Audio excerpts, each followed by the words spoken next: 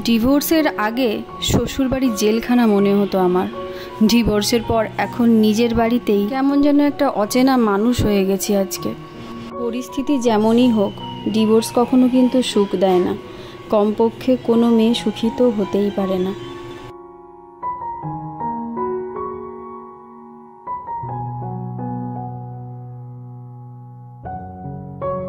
উনিশ বছর বয়সে আমার বিয়ে হয়েছিল। পছন্দ করেই আমি বিয়ে করেছিলাম। সংসারটা টিকেও গেছিল 1.5 বছরের মতো। আমাদের একটা ছেলেও আছে, 1 বছর বয়স ওর।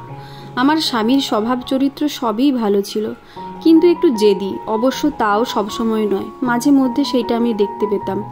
মানুষ ভাবে ওর বদ জেদের জন্যই বুঝি আজ আমার এই অবস্থা, কিন্তু আমি জানি আমাদের সমস্যার শুরুটা ওর দিক থেকে হয়নি।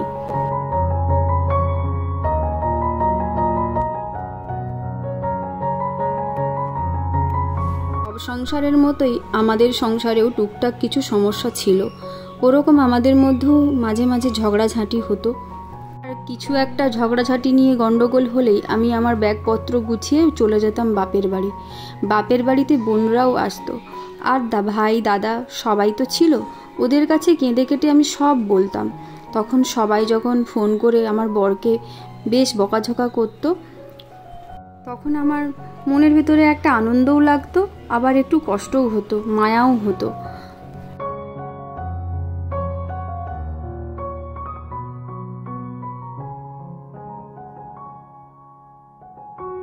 আমার কাছে তখন মনে হতো ঠিকই আছে, কত বড় সাহস, আমার সাথে ঝগড়া করছে, আমাকে বড় বড় কথা শোনাচ্ছে, অপমান করছে, আমাকে নিজের মতো করে চালনা করতে চাইছে। আমার মধ্যে কেমন একটা জেদ কাজ করতো।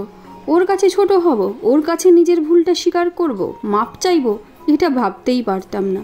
উল্টে বড় গলা করে বলতাম, ডিভোর্স দাও, তোমার মতো লোকের সাথে কে সংসার করে।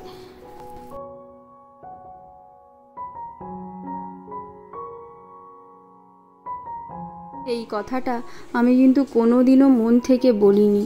ওই ঝগড়ার সময় মন রাগ করে থাকলে রাগের মুখেই মুখ থেকে কথাগুলো বেরোতো। ওর সামনে ছোট হওয়ার চাইতে ডিভোর্স চাওয়াটা আমার কাছে তখন সঠিক মনে হতো। একদিনের কথা এখনও মনে পড়ে। সেদিন ছোট একটা ব্যাপার নিয়ে দুজনের মধ্যে সে কি তুমুল তর্কাতর্কি। এত রেগে গেছি তখন আমার শরীর কাঁপছে রাগে। যা মুখে আসছে তাই বলছি, তুই তোকারি, গালি গালাজ, অপমান কিচ্ছু বাদ যায়নি। আর শেষে এক পর্যায়ে সহ্যের বাঁধ ভেঙে ও আমার গায়ে হাত তুলল। এর আগে কিংবা পরে কখনোই ও আমার গায়ে হাত তুলেনি, কিন্তু ওই একটা থাপ্পড়, ওটাই আমার জন্য যথেষ্ট ছিল।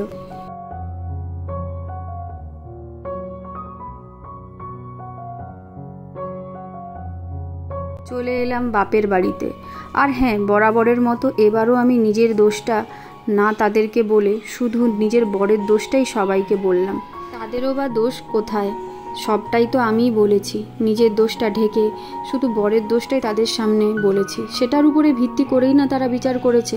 পরিবারের সবাই তখন বলল, এমন ছেলের সাথে সংসার করার কোনো দরকার নেই তোর, মামলা করে দে।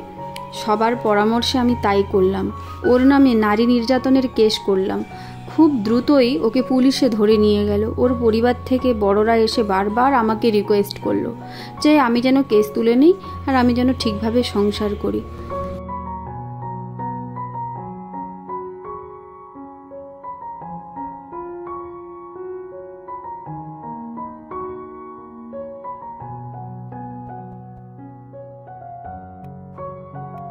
সত্যি কথা বলতে ভেতরে ভেতরে আমিও চিন্তা করতাম, আচ্ছা আমার স্বামী কি আসলেই এইরকম একটা খারাপ মানুষ? ও কি কোনোদিন নিজে থেকে আমার গায়ে হাত তুলেছে? কোনোদিন এর আগে আমার গায়ে এভাবে হাত তোলেনি। আমি সেদিন এত কেন রেগে গেলাম? আমি কেন এত ঝগড়া করলাম? মা বাবা আমাকে বুঝিয়েছিল আমি যদি এত কিছুর পর আবার নিজের সংসারে ফিরে যাই তাহলে ও ভাববে আমি বুঝি খুবই অসহায়, আমাকে আরও পেয়ে বসবে, আমার উপর ইচ্ছে মতো ছড়ি ঘুরাবে। একবার গায়ে হাত তুলেছে তো তার মানে ও বারবার একই কাজই করবে। কাজেই নিজের থেকে ফিরে যাওয়ার তো প্রশ্নই আসে না।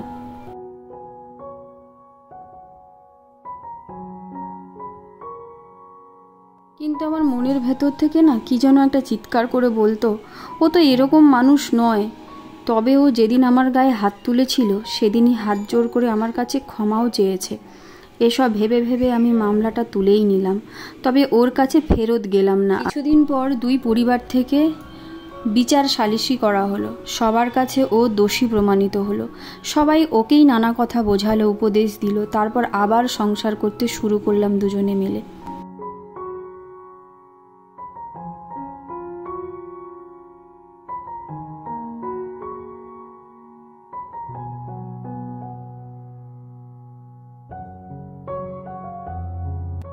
এরপর দুজনে মিলে সংসার করতে করতে বেশ সময়টা ভালোইভাবে কাটছিল, কিন্তু হুট করে আবার কি যে একটা নিয়ে আমাদের মধ্যে ঝগড়া বেঁধে গেল। ব্যাস, আমি কাপড় চোপড় গুছিয়ে আবার চলে গেলাম বাপের বাড়ি। এর মধ্যে শুনলাম ও নাকি খুব অসুস্থ। আমি নিজের বাড়িতে ফিরতে চাইলেও আমার পরিবার আমাকে বলল, এভাবে একটা ঝগড়ার পর একা একা ফিরলে সেটা ভালো দেখায় না। আর আমার বোনদের কথা ছিল ওসব অসুস্থ টসুস্থ কিচ্ছু না, সব বাহানা। আমরা চাচ্ছিলাম ওই পক্ষ থেকে কিছু আত্মীয় স্বজন এসে ও ভুল স্বীকার করে আমাকে হাতে পায়ে ধরে নিয়ে যাক, কিন্তু এবার কেউই আর আসলো না। আর এরও কিছুদিন পর ও আমাকে একটা ডিভোর্স লেটার পাঠিয়ে দিল। ডিভোর্স লেটারটা দেখে আমাদের পরিবারের সবাই খুব রেগে গেল।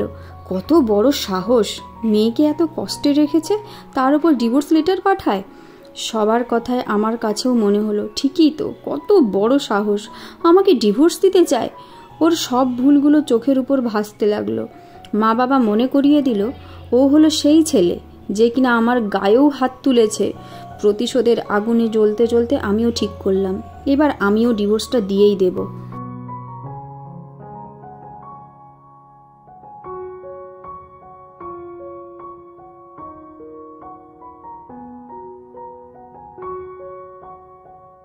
কোর্টে গিয়ে ওকে হেনস্থা করার চেষ্টা করলাম। আমার মাসিক খরচা বাড়িয়ে একটা আকাশ ছোঁয়া অঙ্ক দাবি করলাম। আমি চাচ্ছিলাম ওর যেন দেওয়ালে পিঠ ঠেকে যায়, যেন নিজের থেকে আমার কাছে এসে আবার সংসার করতে চায়। আসলে ডিভোর্স হোক আমি কখনোই চাইনি, কিন্তু জিদ আমাকে খেয়ে নিচ্ছিল। আগ বাড়িয়ে ওকে ডিভোর্স তুলে নিতে বলা আমার পক্ষে অসম্ভব। ওর কাছে ছোট হওয়া আমি মানতেই পারি না। কিন্তু আশ্চর্য ব্যাপার, ও আমার আকাশ ছোঁয়া সমস্ত দাবি মেনে নিল। আমাদের ছেলেকে আমি পেয়ে গেলাম, ভরণ পোষণ, মাসিক খরচ, ওর সম্পত্তি সব সব। বিনিময়ে ও শুধু পেল ডিভোর্স।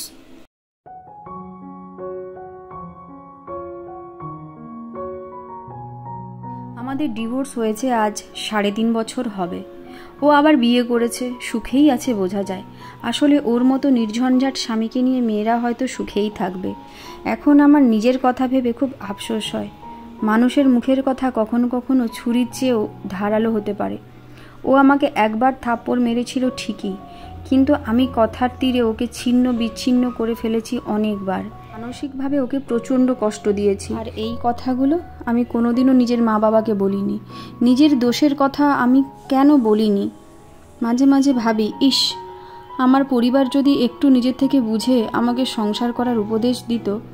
যখন আমি ওর কাছে ফিরে যেতে চাইতাম তখন ওর খারাপ দিকটা না বলে যদি একটু ভালো দিকগুলোর কথা আমাকে মনে করাতো, আমি যদি নিজের জেদটা নিয়ে না পড়ে থাকতাম, ওর কাছে নত হতাম, তাহলে হয়তো আজকে আমাকে এই দিনটা দেখতে হতো না। ডিভোর্সের আগে শ্বশুরবাড়ি জেলখানা মনে হতো, ডিভোর্সের পর এখন নিজের বাড়িটাই যেন মনে হচ্ছে একটা জেলখানা। আজ আমার ভাই বোন বন্ধুবান্ধব সবাই নিজেদের মতো করে সংসার করছে, কিন্তু ছোট্ট একটা ভুলে আমার জীবনটা শেষ হয়ে গেছে।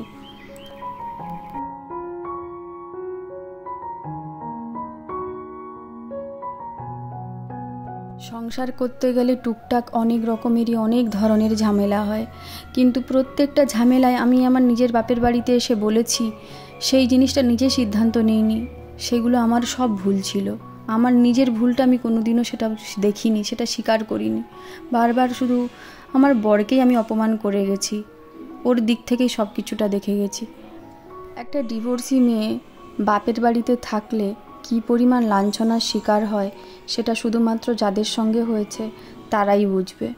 তাই আমার মনে হয় যে একটু চেষ্টা করলে যদি সংসারটা তোমার টিকে যায়, সংসারটা তোমার থেকে যায়, সব কিছুটা যাতে ভালো হয়ে যায়, তাহলে একটুখানি সেই কম্প্রোমাইজটা নাহলে করাই যেতে পারে। তাহলে হয়তো আমার মতো এই দিনটা আর অন্য কাউকে দেখতে হবে না।